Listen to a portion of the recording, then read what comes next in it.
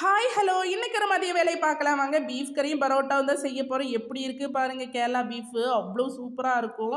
ஆனால் மழைக்கு எப்போ தான் நாங்கள் எல்லாம் அடிச்சுக்கிட்டு தமிழ்நாடு வரமோன்னு தெரியல. அது ஒரு விஷயம். இப்போ வந்து வெங்காயத்தை எண்ணெய் ஊற்றி வெங்காயத்தை போட்டு உப்பு சேர்த்து நல்லா வதட்டி எடுத்துக்கலாம். அதுக்கப்புறமா வந்து தக்காளி பழம் 3-4 எண்ணத்தை போட்டு அதுலேயும் நல்லா வதக்குன்னு வதக்கி எடுத்துட்டோம். அதுக்கப்புறமா மூடி வச்சுட்டு கொஞ்சம் நேரம் சோட்டானதுக்கப்புறமா பீஃப் பாருங்கள் எவ்வளோ சூப்பராக இருக்குதுன்னு.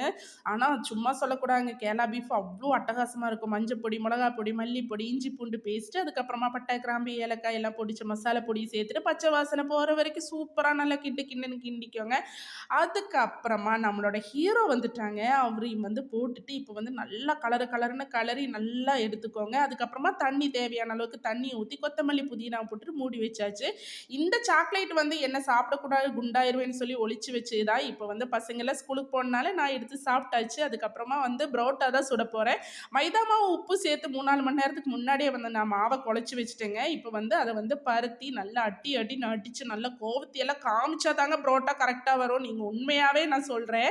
அதுக்கப்புறமா நீங்கள் வந்து சாரி ப்ளீட் எடுக்கிற மாதிரி இந்த மாதிரி ப்ளீட் எடுத்துகிட்டு மடித்து உருட்டி இப்படி எடுத்தீங்கன்னா கேரளா புரோட்டா ரெடி ஆயிடுச்சுங்க. அவ்வளோதாங்க. நம்ம கோவத்தியெல்லாம் இதில் மேலே காமிச்சாலே சூப்பரான புரோட்டா ரெடி ஆயிடும்.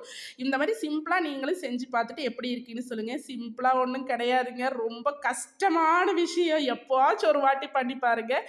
அப்போ இவ்வளவுதான். உங்களுக்கு எல்லாருக்கும் கேரளா ஃபுட்டும் கேரளாவும் பிடிச்சிருந்தா என்னோட சேனலை சப்ஸ்கிரைப் பண்ணி வச்சுக்கோங்க. அதுவும் இல்லை, என்னோட சேனல் பார்த்துட்டு சும்மா போகிறவங்களுக்கு கீழே ஒரு சின்ன பட்டன் இருக்குது, அதில் ப்ரெஸ் பண்ணுங்கள், சப்ஸ்கிரைப் பட்டன்.